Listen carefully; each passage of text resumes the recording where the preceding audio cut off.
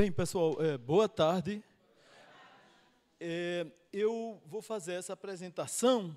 Como a gente teve um atraso, né? Então eu vou dinamizar um pouco. Vocês vão ver que às vezes eu vou ter que passar um pouquinho mais rápido, tá? Mas a ideia é que a gente consiga conversar sobre esse tema, né, da inteligência artificial e os processos químicos. Então, ali tem meu nome, né? Eu sou professor Maurício Bezerra de Souza Júnior.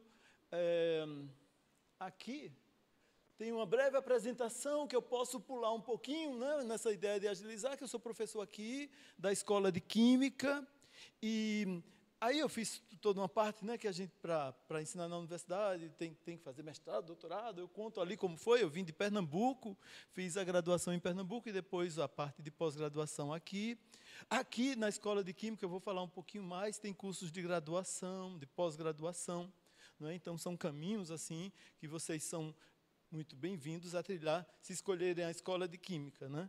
E ali, eu até falo que é um pouco, parece um pouco propaganda. É claro que a gente ficou muito feliz que a semana passada divulgaram uma pesquisa dizendo que a UFRJ foi considerada a segunda universidade, melhor universidade brasileira, a primeira federal, não é? E numa pesquisa internacional que eles fazem, é claro que isso é muito bom, porque a gente se esforça para isso, é um esforço coletivo, né, da comunidade toda.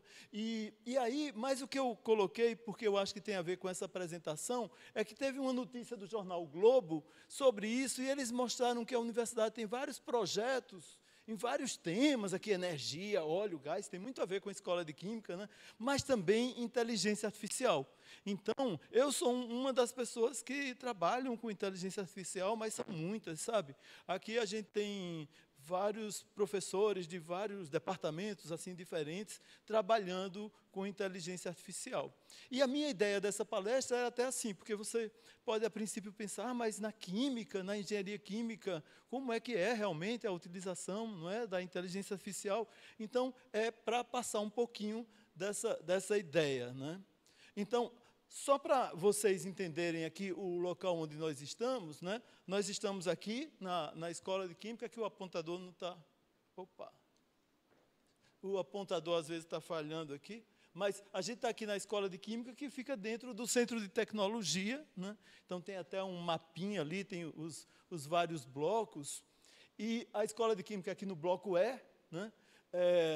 E tem a COP também, que é mais voltada para pós-graduação. Tem a Escola Politécnica, que também dá cursos de engenharia, e tem um instituto na parte de polímeros. A Escola de Química, os cursos que a gente tem aqui são engenharia química, engenharia de alimentos, tem um voltado para bioprocessos e química industrial. Inclusive, a gente tem cursos noturnos, né? Eventualmente, uma pessoa que precise trabalhar durante o dia, né, tem a opção de fazer o curso de engenharia química, química industrial, à noite. Né? Então, eu atuo, normalmente as pessoas atuam num lugar ou no outro, eu termino atuando na COP, que é pós-graduação, e na Escola de Química. Também já atuei um pouquinho na Escola Politécnica, num curso que eu vou citar aqui, que é mais ligado à automação. Quem gosta desse assunto, que é o chamado de Engenharia de Controle e Automação. Eu dou aula para eles, aí eu fui coordenador um tempo do curso de Controle e Automação. Então, assim, tem uma certa vivência aqui dentro, e aí... A apresentação, né, eu vou passar rapidinho, conta um pouquinho da história, de alguns tipos de inteligência artificial. Tá? Então, primeiro, justamente falar um pouco aqui, o engenheiro químico. Né? Eu vou focar mais no engenheiro químico, pessoal, porque eu poderia falar daqueles outros tipos de engenheiro. Né? Mas o engenheiro químico, digamos, a ideia é, você tem uma matéria-prima, né, e quer transformar num produto, um produto desses que a gente usa no dia a dia, né, como eu coloquei ali, plástico, tinta, detergente, ou mesmo medicamento, cosmético. Então, a ideia é que a gente tem que, tipicamente, né, colocar isso em escala industrial. Né? E, para isso, então, um reator, que é um equipamento onde acontece uma reação, a gente tem que projetar, e depois tem que ver como opera aquilo ali continuamente nas fábricas, aquilo ali fica sendo operado, né, de maneira segura, produtiva, como monitora para ver se está dentro das condições desejadas, como controla, porque nada pode, né, imagine um reator poderia provocar algum acidente se tivesse um aumento grande de pressão. Então, como controla, como melhora, que é o que a gente chama de otimizar. Então, em tudo isso, a inteligência artificial pode entrar, em todas essas atividades que o engenheiro químico desenvolve. Aí eu coloquei logo uma figura ali que vocês devem pensar, poxa, meio pesado isso, né? Porque vocês, às vezes, têm uma vivência mais na teoria, o laboratório. Ali eu já mostrei equipamentos industriais, sabe? Um fluxograma de processos. Mas, para vocês terem uma ideia, eu me baseei ali numa unidade que tem na Petrobras, a Reduc, ali pertinho da gente, né, na refinaria Duque de Caxias. Isso aqui são alguns reatores que são usados para o diesel, né, para tratar o diesel, para diminuir as impurezas do diesel, né, porque o diesel, para ser utilizado, né, pelo tipo veicular, ele tem que ser, não pode ser, por exemplo, poluente, né? Então teria que ter tratamento de algumas impurezas. E tem algumas reações químicas, que eu não sei se em algum momento vocês estudaram em química orgânica, reações de hidrogenação, por exemplo, que são usadas lá para reagir com alguns compostos e tratar esse diesel, deixar o diesel limpo para ser vendido, né? E aí, o pessoal que trabalha lá na Reduc apresentou esse problema para a gente. Eles precisavam, digamos, esse processo trabalha o dia inteiro operando, 24 horas por dia, 7 dias por semana, mas eles não têm, assim, essas bolinhas aqui, né, porque essas figuras aqui são tipo os reatores. Imagina, os reatores têm metros de comprimento, muitos metros de comprimento, né? E dentro tem catalisadores sólidos para ajudar nas reações químicas. Então, aqui tem várias medições das temperaturas, das vazões, que o tempo inteiro aquilo ali está sendo medido para o operador saber se a operação está funcionando conforme desejado, né? Mas eles não medem o mais importante, que seria o teor de enxofre, para saber se aquela impureza, né, ela foi reduzida ou não no produto. Então, eles não tinham esse sensor funcionando. Mediriam uma vez por dia, ou uma vez por turno, às vezes, um turno de 8 horas, tiravam uma amostra, leva para o laboratório e mede. Então, eles ficaram assim, será que tinha como a gente fazer alguns cálculos que, em função do que a gente consegue medir mais facilmente. É mais fácil medir uma temperatura, é mais fácil medir uma vazão. Tentar estimar, inferir, né, fazer uma predição de como seria a concentração. Então, era esse desafio que eles queriam. Um detalhe que eu vou chamar a atenção de vocês, eu não sei se vocês gostam de matemática, né, porque a gente está falando aqui de processos químicos, mas é muito interessante que a engenharia química ela trabalha muito com matemática, ela é muito apoiada em matemática, né? Agora, a inteligência artificial entra como, pessoal? A inteligência artificial ela tenta reproduzir assim, o que um operador faria. Um operador, ele assim, em função da temperatura aqui, das vazões de carga, ele teria uma ideia de como estaria o teor das impurezas, porque ele pensa, se a temperatura está alta, então é provável que esse teor esteja mais baixo, porque a reação já aconteceu bastante, isso porque a carga está alta ou está baixa, então o operador ele teria ali o seu conhecimento. A inteligência artificial tenta levar uma informação, tipo essa inteligência, né, que uma pessoa que opera teria. Mas assim, como é que ela faz isso, basicamente? Tentando dar os dados, né? Então, a gente pega esses dados, porque esses dados eles são salvos o tempo inteiro. Na operação, eles estão sendo salvos o tempo inteiro, né? Então, nos sistemas computacionais lá da Reduc, eles estão salvando ali. Se você for olhar, como estava a temperatura aqui nesse lugar às 3 horas da tarde, está lá salvo, né? Então, a gente tem esses dados armazenados ao longo de anos, que eles são de dados históricos. Então, qual era a ideia? Era tentar relacionar os dados históricos salvos aqui, de temperatura, vazão, com o que mediu no laboratório, né? Então, é como se você fizesse um cálculozinho assim, para esses valores de vazão, temperatura, qual seria o valor do teor de enxofre. Então, seria um sensor virtual, como a gente chama, não é um sensor físico, é algo obtido por uma conta, vamos dizer, por um cálculo, né? Então, só que esse cálculo, a gente vai usar essa ideia de inteligência artificial. Foi isso que a gente fez para a Petrobras já há um tempinho. Eu vou mostrar daqui a pouco como é que a gente fez, tá? Então, só para vocês terem uma ideia, eu comparo isso com esse exemplo bem mais simples. Vamos dizer que você tenha uma imobiliária. Você é dono de uma imobiliária, ou você trabalha numa imobiliária, que você, ao longo de anos, tem informação dos imóveis que foram vendidos, né? Então, digamos, uma dada casa, né? Pela área daquela casa. Aí a gente colocou ali o número de janelas para dar ideia de um número de aposentos daquela casa. Então, é um apartamento, uma casa com 2 quartos, 3 quartos, 1 quarto, né? É claro que isso vai influenciar no preço, né? E também o CEP, né? Onde é que está localizado, né? É num bairro mais afastado, ou é um bairro assim, em frente ao mar, digamos assim. Isso a gente sabe que afeta o preço. Digamos que esse pessoal dessa imobiliária tem esses dados acumulados ao longo de anos, né? Eles sabem assim que aqueles imóveis com aquelas dadas condições foram vendidos por, sei lá, 200 mil, 300 mil, qual seja o preço. Então, ele ficou com dados. A inteligência artificial vai tentar gerar um modelo baseado nesses dados para que você consiga predizer depois. Eu tenho um imóvel que fica no Grajaú, que ele tem 2 quartos e entendeu que ele tem essas características. Então, ele consegue estimar baseando-se na experiência. É mais ou menos o que a gente fez lá com aquele exemplo lá da Petrobras. Entenderam? É claro que eu posso ir sofisticando, né? Eu posso também dizer, é um apartamento ou uma casa mais nova, mais antiga, né? Então, tudo isso eu posso dizer. Aí a gente vai usar um modelinho desse tipo aqui, né? Aquilo ali, aquelas figurinhas, é como se fosse uma rede que a gente chama neuronal. Cada bolinha daquela seria uma tentativa de imitar um neurônio, né? Que é para imitar o cérebro, né?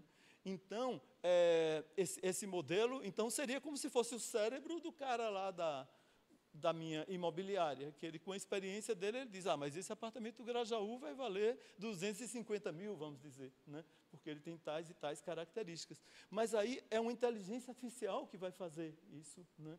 De uma maneira mais rápida e possivelmente a gente consiga automatizar isso, não dependa da experiência de uma pessoa apenas, né?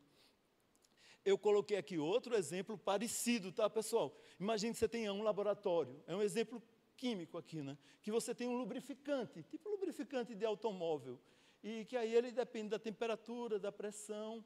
Então, você foi fazendo um monte de experimento no laboratório, né? E você quer saber como é que aquela viscosidade é afetada pela temperatura, numa temperatura mais alta, como é que fica a viscosidade. Imagina, um automóvel, né? Tem que trabalhar numa viscosidade, com um dado óleo, né? Lubrificante, num dia mais frio, como ficaria a viscosidade? Então, a gente sabe que tem dependência, né? Física, mas assim, como é que eu conseguiria predizer, né? Fazer uma continha do tipo, vamos dizer assim, eu somo a temperatura com a pressão e dá a viscosidade. Vê que não bateu, né? Então tem que ser uma conta um pouquinho mais elaborada, né? Com as redes neuronais ou com inteligência artificial, a gente não vai fazer exatamente uma conta, a gente vai dar os dados e ela vai aprender dos dados. Esse é que é o grande lance, vamos dizer, da inteligência artificial, né? Então, ela vai aprender, tipo assim, esse gráfico aqui, você tinha a pressão, a temperatura, calcula a viscosidade. Ela vai aprender isso, a fazer esse gráfico, tá? Então, eu vou passar um pouco mais rápido. Inteligência artificial é um termo muito amplo, tá? Porque inteligência artificial, como né, ela integra a parte computacional, como eu falei, dados, né? Aí tem a estatística dos dados, o que a gente chama de cibernética, que é como os sistemas se regulam, e, é claro, a neurociência, porque ela tenta imitar o cérebro, né? Então, o comportamento dos sistemas nervosos. Então, integra muita coisa, né? Agora, ela tenta imitar, né, a atividade que exige inteligência humana. Então, tem um monte de termos, né, que, para a gente falar em pouco tempo, eu vou passar meio rápido, mas um termo que é interessante vamos ver, isso, é que não sei se vocês já ouviram falar no aprendizado de máquina, né? Porque o aprendizado de máquina é como se você estivesse fazendo um computador aprender a partir dos dados. Então, esse termo aprendizado de máquina faz parte da inteligência artificial, né? E essas redes que eu estou falando de neurônios, a gente chama de neurônios artificiais, porque é claro que não é um cérebro, né? Tenta imitar o cérebro. Então, são alguns termos que eu coloquei ali na base das definições, né? As pessoas, às vezes, usam como se fosse uma coisa só, mas é tipo assim, a inteligência artificial são uma série de métodos que inclui o aprendizado de máquina, e o aprendizado de máquina inclui as redes neuronais, tá? Então, vamos lá. Ele está com um pequeno probleminha aqui para passar os slides. Então, aqui, pessoal, a gente já tem uma figurinha de uma rede neuronal, percebe? Você dá as informações de entrada, ela vai calcular as saídas, ok? E dentro, ela tem uma série de... Aquelas bolinhas são como se fossem vários neurônios, né? E aí, eles fazem cálculos, tá? Eles fazem os cálculos, tudo bem? Eu vou mostrar mais detalhes sobre isso aqui, ó. Quando eu vou mostrar, pulando um pouquinho aqui, essa rede, né? Então, cada neurôniozinho desse vai fazer um cálculo, tá? Então, é como se fossem muitos elementos fazendo os cálculos para a gente, né? Porque, imagine, o exemplo que eu mostrei lá da refinaria é um exemplo complexo, né? Então, não é muito simples fazer esses cálculos. Então, quanto mais difícil for o problema, a gente vai precisar de uma rede com mais neurônios, né? Então, vejam só. Vocês lembram da aula de biologia, né? Do neurônio biológico, né? Então, uma célula, né? A ideia da gente é imitar o comportamento desses neurônios biológicos. Então, a gente vai ter neurônios que chama artificiais. Basicamente, a gente vai fazer uma conta imitando como o neurônio biológico atuaria, né? Então, o neurônio, se vocês lembrarem, é uma célula, né? Que ela tem ramificações, que chamam de dendritos, e tem aquela longa ramificação chamada de axônio. E os neurônios, eles se comunicam entre si, né? Eles têm pontos de conexão, são chamados de sinapses. Estão lembrados? Então, esses pontos de sinapses entre os dendritos e o axônio são os pontos ali de conexão. Olha o número que no nosso cérebro a gente tem de neurônios, 10 bilhões de neurônios, né? Então, vejam que a inteligência, ela nasce, né, dessa grande capacidade que o nosso cérebro tem. O nosso cérebro é muito complexo, né, até hoje não totalmente entendido, né, para o próprio ser humano. Isso é muito interessante, é um desafio ainda. Mas se vocês pensarem a quantidade de conexões que são as sinapses, é ainda maior, é da ordem de trilhões, né? Então, por isso que, quando eu mostrei aquelas bolinhas lá, da figurinha de uma rede neuronal, a gente tem que, às vezes, ter muitos neurônios para ela imitar, assim, minimamente, né, algo que fosse inteligente, entre aspas, tá? Então, seguindo aqui, aqui tem umas contas que eu acho que eu vou passar bem rapidamente. Lembra que eu falei que tem muita matemática? Mas é assim, imagine um neurônio. Ele está conectado com vários outros neurônios, né? Então, ele recebe aquelas informações e ele vai, em função daquelas informações, ele responde ou não. Depende do grau, né, que aquilo ali excitou aquele neurônio para ele responder ou não. Então, ali a gente mostra as contas que são feitas, né? Mas essas contas é que estão nos programas que a gente vai usar de inteligência artificial, tá certo? Então, vejam, pessoal, aqui mostra as funções que a gente pode usar, né?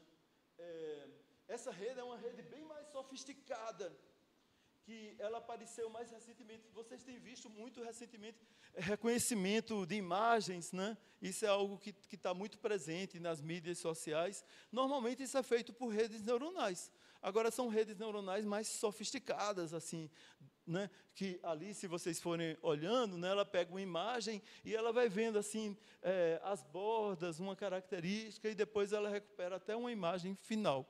Então, é um tipo de rede neuronal um pouquinho mais sofisticada e que desenvolveu-se mais, se você for ver, nos últimos anos, nas últimas décadas, tá?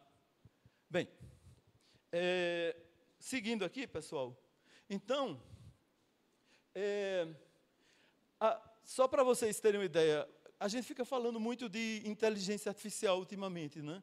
Mas vocês sabiam assim que esse é um assunto que está sendo trabalhado desde os anos 1940, pelo menos, né? Então, tem uma história bastante longa, daqui a pouco está completando um século já. Parece algo muito novo, né? Mas é porque esse assunto, né, eu diria que o pai é esse cara aí, que na foto, ele não está tão mais velho do que vocês, ele deve estar com uns 30 anos, vocês têm meio que a metade disso, assim, mas ele era muito jovem quando ele teve essa ideia de desenvolver. É claro que tudo é integrado, né? Ele não foi o único a pensar, mas ele começou a propor modelos, né? E aí ele usava computadores, já vejam como eram os computadores naquela época, cheio de botões, né? Lendo cartões, aí ele regulava as coisas mexendo nos botões, né? Mas ele realmente é chamado pai, porque ele era muito apaixonado por isso, ele criou o tal do perceptron. Sabe qual foi o problema? Ele criou, mas era muito simples, né? Isso foi já nos anos 50, né? Ele usou aquele modelinho matemático que eu mostrei para vocês e tentou implementar computacionalmente. Não funcionou muito bem naquela época. Então, teve um período de fracasso, de declínio, que só lá para os anos 80, né, é que reverteu um pouco, tá? É o que eu falo aqui. Isso aqui eram os assuntos dos anos 50, que nos anos 50 eles estavam achando que a inteligência artificial já ia funcionar do jeito que a gente está achando agora, mas eles estavam achando naquela época, né, que ia ser já o cérebro eletrônico capaz de tudo, né, e não foi o que aconteceu, teve um revés, né, nos anos 80. Isso aqui eram as frases dele que eu anotei, ele trabalhando lá. Ele morreu muito cedo, ele morreu com 30 e poucos anos, ele não viu depois nem o fracasso, nem o sucesso das ideias dele, praticamente estava iniciando o fracasso, né? Mas esse grande progresso, ele realmente não alcançou, né? Então, nos anos 80, começou realmente um desenvolvimento maior, pessoal, né? Essas redes desse tipo que eu estou mostrando, e hoje em dia são vocês já, né? Nesse mundo onde tem inteligência artificial, as pessoas que estão trabalhando, vocês podem vir a trabalhar também, vocês já são usuários, com certeza, né? Então, hoje em dia, assim, por quê? A capacidade dos computadores aumentou demais, né? No meu próprio doutorado, há um tempo atrás aqui, a gente usava computadores de grande porte. Hoje em dia, a gente tem computadores pessoais que têm uma capacidade equivalente àqueles de grande porte do passado. Os métodos matemáticos melhoraram, então, tudo contribuiu para o sucesso. E outra, como trabalha com dados, hoje em dia a gente tem muito mais dados armazenados. Então, pessoal, vou pular um pouquinho, assim, surgiu o quê? O chamado ChatGPT, por exemplo, né? Recentemente, assim, que é uma inteligência artificial que a gente chama generativa, né? Que ela cria, ela tem a capacidade de criar, né, coisas novas a partir daqueles dados, né? Ela não é que ela aprenda, tipo, decore os dados, ela aprende a probabilidade de aparecer uma palavra depois de outras, e aí ela vai construindo aqueles textos, né? Então, vocês já devem ter usado o ChatGPT para... Tem que usar com cuidado, né, pessoal? Porque ele erra, né? Sabe por que ele erra? Entre outras coisas, porque ele tem que saber de medicina, a receita de bolo, ele não é especializado, né? Então, às vezes, ele comete o que chamam de alucinações, então, é um uso cuidadoso. Por outro lado, não se pode ignorar esse uso, ninguém vai fazer uma prova usando um ChatGPT, mas, assim, você pode fazer uma consulta e eventualmente, a partir daquela consulta, se aprofundar na pesquisa, né? Então, oi? Não, é isso que eu estou falando. Ele pode cometer erros, né?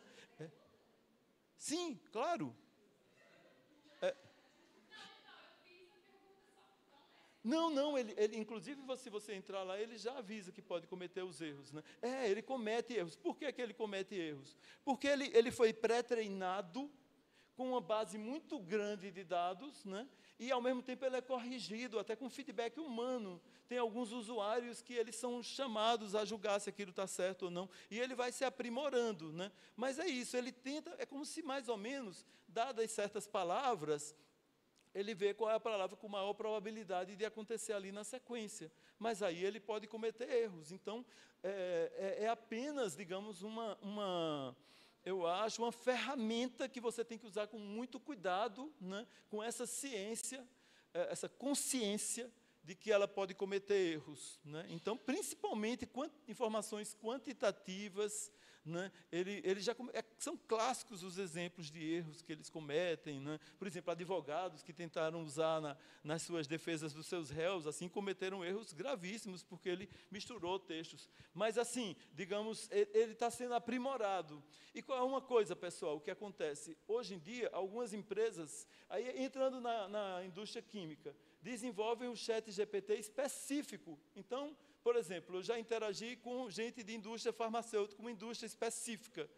Aí, eles pegam todos os documentos, né, que eles têm ali, os relatórios, os artigos, e aí eles geram um chat GPT dali, que pode ser usado para treinar os operadores, porque ele usou o conhecimento ali, né? E ele é limitado àquilo. Então, se você perguntar como se faz um bolo de laranja, ele não tem a mínima possibilidade de responder. Mas, assim, para a produção daquele medicamento, quais foram as substâncias que foram usadas, ele foi preparado para aquilo. Então, assim, isso, tanto que é uma coisa que eu queria passar para vocês, que, assim, para trabalhar com inteligência artificial, né, eu acho que a inteligência artificial está num caminho muito promissor, né, mas, assim, ela vai exigir da gente que a gente não só saiba trabalhar com ela, como também o nosso conhecimento, né? Então, se você é da área farmacêutica ou da área química, você tem que colocar o conhecimento ali, né? Porque, por exemplo, imagine que você fosse o dono da imobiliária e você fosse ver o preço do imóvel. Você tem que colocar ali as variáveis pertinentes para ele poder analisar, né? Você não vai colocar uma informação para calcular o preço do imóvel que não tenha nada a ver, né, sobre ali o imóvel, entendeu? Então, a pertinência das variáveis que você usa, o julgamento, né, o teu professor de química, o teu professor de física, vai poder ali mostrar com o conhecimento dele o que é certo e o que é errado. Então, esse conhecimento do profissional, tenho certeza que vai continuar sendo necessário até para aprimorar a inteligência artificial. A inteligência artificial vai ajudar a resolver as coisas automatizando, né? Aqui eu mostro umas coisas meio loucas nesse sentido, né? Que ele gera coisas que podem ser falsas, né? O nosso querido Papa, que infelizmente faleceu, ele fez essa imagem, lembram? Que ele colocou como se ele estivesse usando esse casaco todo arrojado. Não tinha nada demais se ele tivesse usado esse casaco, na minha opinião, mas só que não era verdade. Então, esse é o problema, era fake. E aí, isso era uma coisa leve, quase que uma piada, né? Mas a gente sabe que tem coisas graves que podem se cometer na área política, na área, essas grandes empresas dominando, né? Então, a gente tem que ter muito cuidado. A inteligência artificial é promissora, mas a gente tem que tomar cuidado. Eu coloquei aqui, no ano passado, por outro lado, pessoal, a gente teve 2 prêmios Nobel nessa área. Vocês viram, né? Teve o prêmio Nobel da Física, que foi ganho por esses 2 aí. Inclusive, esse aqui, eu sou muito fã desse Hinton, que ele trabalha bem nessa linha que eu estava mostrando. Ele só uma curiosidade muito curta, ele é uma pessoa que ele nunca se senta, ele fica eternamente em pé. Ele tem um problema na coluna, e ele vai para o trabalho em pé, ele trabalha em pé, ele está sempre, ele não consegue ficar. Então, é como se ele fosse alguém que não parasse nunca, né? Ele tem dificuldades para viajar. Algumas vezes ele viajou, ele teve que viajar em avião, tipo aqueles de guerra, assim, que as pessoas vão em pé, assim, porque ele tem essa dificuldade e nunca operou. Então, uma grande figura, um cara importantíssimo. E teve o prêmio Nobel da Química também no ano passado, né? Que foi a partir de certos dados de proteína, eles preverem, de aminoácidos, preverem a estrutura tridimensional de proteína, que é importantíssimo para produzir vacina. Eu tenho uma colega aqui que está estudando a vacina para a Covid, né? Está demorando um pouquinho mais a sair, porque tem que passar por vários testes, a professora Leda Castilho, né? E há uma proteína que é importantíssima na produção daquela vacina. Então, é muito importante conhecer a estrutura tridimensional para a produção de medicamentos, e esse desenvolvimento foi nessa linha. Eu bem queria que eu tivesse ganhado o prêmio Nobel, mas não. Não, pessoal, não. Estou longe de prêmio Nobel, mas, assim, reconheço o valor desses caras, né? Então, pessoal, matematicamente, assim, como é que essas redes aprendem? Você dá os dados para ela e ela calcula uma saída. Então, tem o que a gente chama treinamento, treinar uma rede. No início, ela erra. Isso é uma coisa que não é feita, tipo, o ChatGPT não está sendo treinado, o treino eles fizeram antes, tá? Então, você dá as entradas, ela calcula, tem o erro. Esse erro, eles usam para consertar os parâmetros. E vão fazendo isso até a rede funcionar.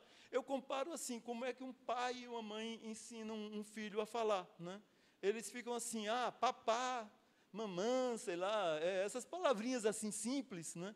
E a criança fala, e quando a criança fala, ela vai errar, o pai vai, a mãe, corrige, né?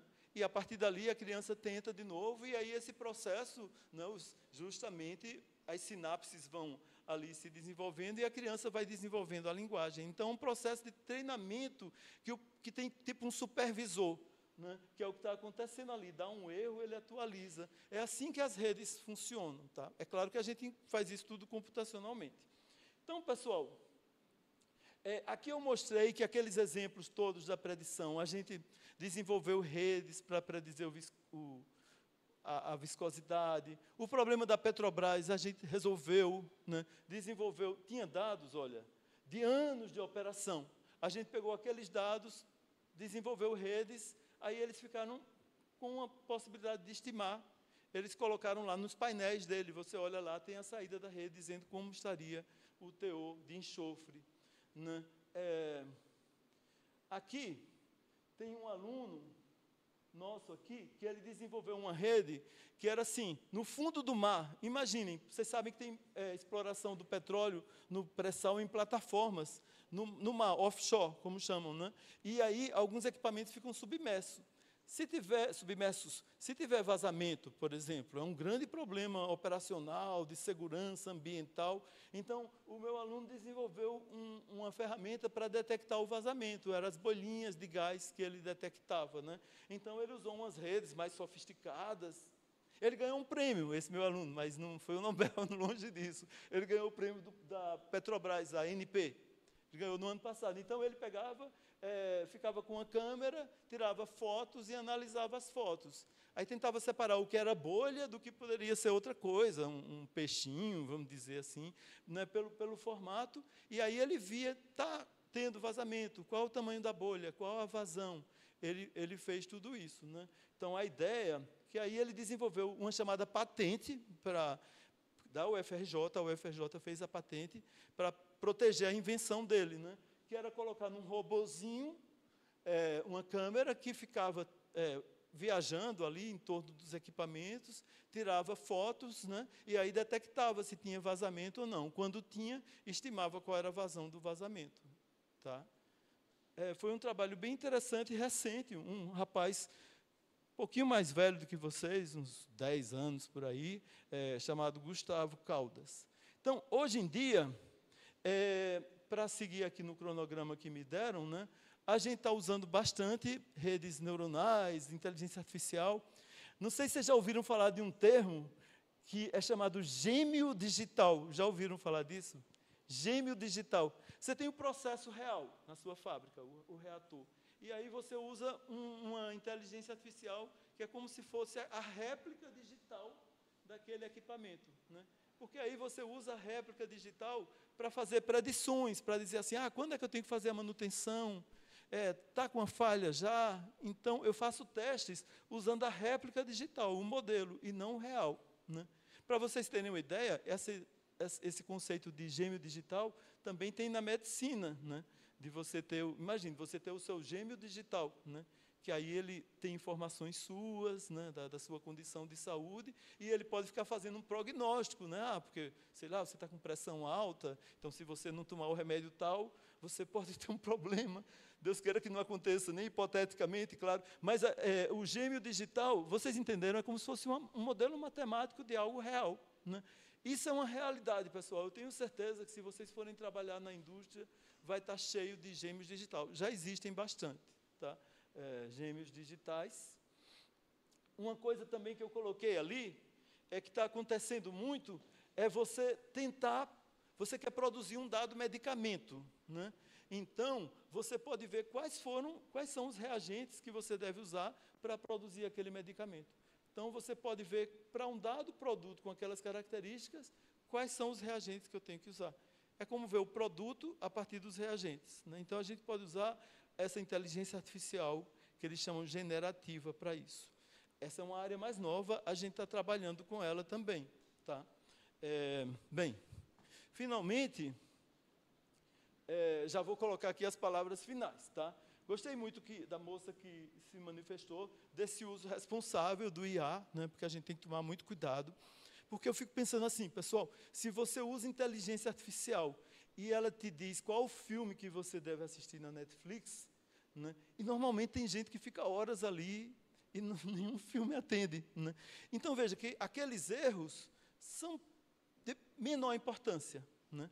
Mas imagine se a inteligência artificial te diz algo errado na condução de um reator, que pode ter um problema, até de um acidente, que pode provocar danos econômicos, vítimas, etc. Então, é outra coisa. A gente tem que ser muito responsável para a aplicação para processos químicos. Tá certo? Tem que ser muito responsável, né? Esse uso ético também, a questão de imagens, muita coisa que vocês sabem, talvez até melhor do que eu, porque eu nem vejo tanto esses vídeos assim, mas meus filhos ficam me dizendo que tem no Instagram um monte de vídeos fake, assim, nas coisas mais malucas, assim, né? Então, assim, é uma coisa que atingiu a população como um todo. Eu sei que vocês têm o crivo, vocês sabem o que é errado, mas quanto mais a gente reforçar isso, né? Porque, justamente, vocês talvez precisem, sim, se preocupar com o impacto da inteligência artificial em algumas tarefas, mas o quanto mais capacitado vocês forem, de uma maneira geral, na área que vocês escolherem, mais importantes vocês serão, até para trabalhar com a inteligência artificial. Tá? Então, eu falo ali o papel da educação, que é isso que a gente está fazendo hoje. Né? Aqui a gente já dá aulas de inteligência artificial, principalmente na pós. Né? Mas na pós-graduação. Mas, assim, nos colégios, é um assunto que ainda não tem de uma maneira mais formal, né? E não vai acontecer também da noite para o dia. Mas eu acho que cada vez mais a gente tem que ir levando esse assunto, é um pouco o objetivo dessa ideia, tá? Dessa ideia de fazer essa palestra para você. Eu sempre gostei, tem uma música muito bonita dos Beatles, eu não sei se vocês gostam dos Beatles, talvez os pais de vocês, né? Que são dessa geração anterior, os avós, sei lá. Tem uma música muito bonita chamada The Long and Winding Road. Já ouviram?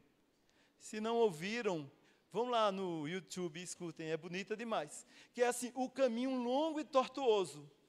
Eu acho que o caminho da IA é longo e tortuoso.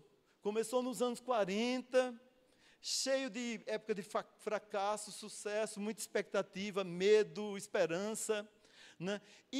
Mas a música diz que esse caminho tortuoso leva para a sua porta.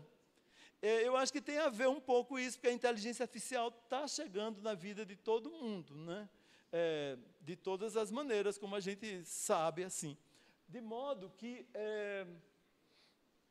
essa figura que eu fiz por inteligência artificial mostra isso, aquele caminho tortuoso, chegando ali na porta daquela moça. Tá? Eu queria terminar, pessoal. Já que eu falei de uma música, eu vou falar de outra música agora. Esse lado humano a gente tem que valorizar muito, né? Música é uma coisa artística produzida por ser humano, que é o seguinte. Tem outra música de Caetano Veloso, que eu não sei se vocês conhecem, chamada Gente, já ouviram? Vocês podem ouvir também. Essa música tem uma frase muito legal, que ela diz assim, gente é para brilhar, não para morrer de fome, que é uma frase excepcional. Ela é tão forte e importante, né? Porque a gente não pode aceitar desigualdades, etc. Mas tem outra frase que é, diante dessa, menos percebida, que é ela que diz assim, que gente é um lugar das estrelas se perguntarem se tantas são. Que assim, se você pensar no universo, por enquanto, para o nosso conhecimento, nós somos, então, a espécie inteligente. O universo tem consciência da sua existência através de nós, seres humanos. A ciência de quantas estrelas, da existência das estrelas, da vida, de tudo, está em nós, seres humanos. Então, veja como a nossa inteligência humana é grande, né? Porque fica-se com esse medo de que a inteligência artificial vai superar a inteligência humana, e provavelmente para alguns aspectos sim, né? Mas essas características muito especiais que eu acho ainda nem totalmente conscientes da nossa capacidade, da nossa inteligência, elas prevalecem, tá? Então é isso, queria dizer que confiem na inteligência, na capacidade de vocês. Espero que vocês, ao UFRJ, não sei se vocês já são do terceiro ano, então já fizeram a opção do Enem, né? Assim, já foram para o Enem, não, embora que o Enem você escolhe depois, é verdade, né? Já fizeram o EJA, talvez? Não, mas o EJA poderia ter feito, porque teve o primeiro exame e vai ter o segundo, né? Então, por exemplo, se vocês escolherem algum caminho de engenharia, provavelmente, né, no próprio curso, talvez não disciplinas formais, mas cada vez mais vocês vão trabalhar com inteligência artificial, né? Então, pelo Enem, por exemplo, é o caminho aqui para a federal, né? Então, aqui, de novo, repito, né, aqui a Escola de Química está de portas abertas, né? A gente fez questão de receber vocês aqui na Escola de Química. A Escola de Química vai fazer 100 anos, agora, no próximo, em 2033. Então, super antiga a Escola de Química, vem formando as pessoas, influenciou na criação da Petrobras. Então, se vocês gostam de química, lembrem, a química, engenharia química tem matemática, bastante matemática. Química industrial, eu diria um pouco menos, tem bastante química. A gente tem biologia também, algumas pessoas que gostam da parte de biologia fazem muito processos bioquímicos, trabalhar com fermentações. Então, são cursos assim bem ricos que a gente tem aqui na Escola de Química. É claro que vocês vão conhecer outros cursos também, né, da Escola Politécnica, são outras engenharias, tá? Mas a palavra que eu quero deixar para vocês é que sejam muito bem-vindos Pois acho que não, né? Tem, só não é aqui, né? Na física, né? Tá. Tá, perdão, eu não tenho, mas agora que você falou, realmente, tá? A resposta delas é que está valendo aí, tá?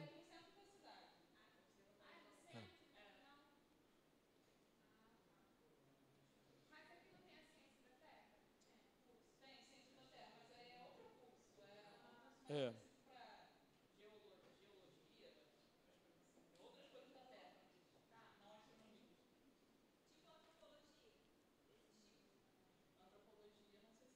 Antropologia.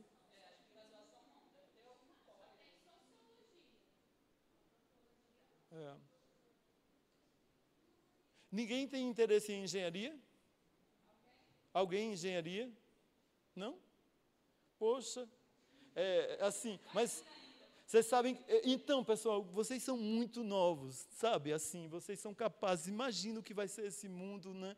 Quantas experiências diferentes vocês vão viver, né, ao longo eu acho, inclusive, que essas gerações vão poder experimentar diferentes atividades profissionais. Vocês não vão se ater a uma única atividade, como as gerações mais antigas, né, que ficavam 30, 40 anos na mesma profissão. Eu acho que a mobilidade vai ser grande, até porque os jovens de hoje em dia, eles têm uma coisa interessante, que eles querem conciliar com o seu bem-estar também. Eles não pegam qualquer atividade que seja considerada importante se eles não estiverem se sentindo bem. Eu digo isso porque eu tenho 3 filhos.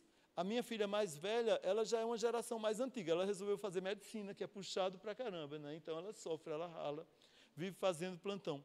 Mas meu filho, que é adolescente, que tem 17 anos, que deve estar mais próximo de vocês, ele resolveu fazer o que ele quer, que não é uma carreira que, como a medicina, que o pessoal diz, uma carreira que vai ter um retorno, embora que minha filha não fez por isso, ela gosta mesmo. Mas ele resolveu fazer uma carreira que é mais difícil, ele quer ser professor de história, né? E ele está fazendo aí as opções, deve fazer esse ano. Já fez esse primeiro, né? Então, não, mas o que eu queria dizer é isso, que apesar de eu ser engenheiro químico e minha mulher ser engenheira química, os meus próprios filhos estão seguindo caminhos diferentes, né? Mas eu acho isso, que vocês vão ter caminhos muito diversos, mas vocês devem estar vendo vários especialistas comentando que é fundamental ter conhecimento de inteligência artificial, né? Então, é fundamental vocês entenderem. Hoje eu dei uma pincelada que se baseia em dados, que esses dados são usados em processamentos de programas que tentam imitar o comportamento do cérebro, como as redes neurais. Então, pessoal, mais algum comentário ou pergunta? Eu queria deixar meu e-mail, se vocês quiserem tirar qualquer dúvida, fazer uma visita aqui aos nossos laboratórios, conhecer. Está aqui meu nome, ó. Meu nome e meu e-mail. Vocês podem tirar qualquer dúvida, tá? Da engenharia, tá, pessoal? Realmente, infelizmente, eu não tenho muito conhecimento de cursos tipo antropologia, etc. Posso até encaminhar, se for o caso, tá? Mas da engenharia, da química. Então, por favor, fiquem à vontade e aproveitem a visita. Agradeço muito a vinda de vocês, os professores, tá, que estão aqui. Inclusive, os professores, será que eu podia ter uma palavrinha depois, agora, de 2 minutos, rapidinho, antes de partir para a próxima etapa? Não sei como é que vocês vão fazer, vocês vão levá-los, né? Quem são os professores mesmo? Você e só... Tá, eu vou só falar uma coisa. Eu cheguei a falar um pouquinho na entrada, né? Vocês vão para onde agora? Tá, vocês vão para onde? Aham. Mas é difícil de encontrar. Vou fazer o seguinte, apesar de vocês terem um contato, é porque agora em agosto vai ter um evento aqui para a gente trazer os alunos. Agora, eu não me lembro exatamente, é mais ou menos 3ª semana de agosto. E a ideia é convidar vocês para trazerem os alunos para assistirem aqui, tá? Porque ainda está em tempo de vocês clicarem a mente assim e decidirem vir fazer um curso de química. Na verdade, aqui é engenharia química e química industrial, não é química bacharelado, né, que tem um instituto específico para isso, tá? Então, a gente vai passar esse contato para vocês, tá? Você pode me mandar uma mensagem, aí eu passo o contato da professora responsável, tá? Da Carla, não sei se você conhece a Carla. Então passa para mim e eu cuido. Ok, pessoal, obrigado, tá? Tudo de bom para vocês. Obrigado.